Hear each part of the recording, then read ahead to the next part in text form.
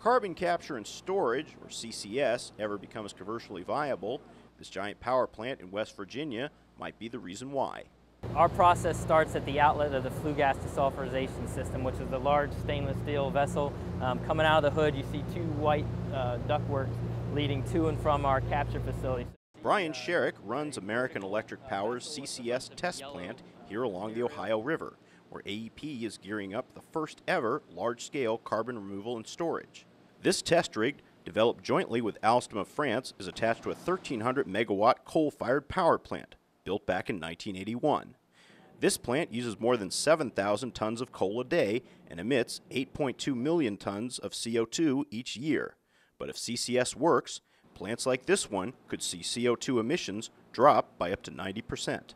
We're sort of pushing the envelope and doing a 10 times scale up. So we're trying to push the commercialization of the technology as fast as we can, with the goal of decreasing the energy demand as much as possible so that we don't have to replace that energy loss with other industry or other ways of producing the power, whether it be newer, more efficient coal plants or nuclear or gas. But all that takes power, and lots of it. Just to remove 100,000 tons of CO2, it takes 1.5 megawatts, enough power to light thousands of homes. AEP plans next to build a CCS plant capable of removing 1.5 million tons of CO2. That plant will need more than 280 megawatts of power, or enough to power a small city. Any of the CO2 capture processes require electricity and steam to work in the process. So one of the goals of this process, and one of the reasons we chose Alstom's chilled ammonia process, is it offers the opportunity to get the lowest energy demand to run the process. Commercially available CO2 capture processes are somewhere around 30% of the energy demand of what they're treating.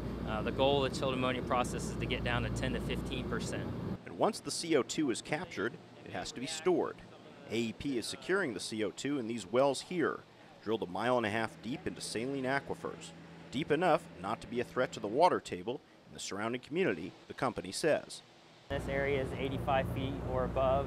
The coal seams in this area are 200 to 400 feet, so we're injecting 1.5 miles underground, so there's several thousand feet of good cap rock between our injection reservoirs and the freshwater drinking zones or the coal seams. AEP says this plant will be fully operational by 2015, and if that works out, it might be a good example of some of the so-called green jobs politicians have been promising.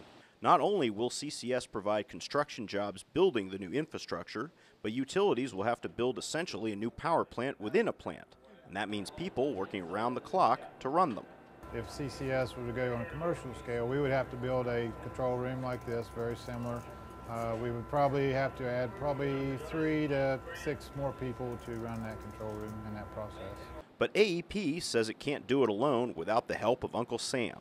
That's why this month the company asked for $334 million from the Department of Energy to help it develop the largest scale version of this plant. We've got to figure out how to pay for this type of project. But really, I don't see how it can be done without help from the federal government. It's just very, very expensive. There's not a mandate to do it. Other power plants are not doing it, so it would put us at a severe disadvantage if we attempted to do it all on our own.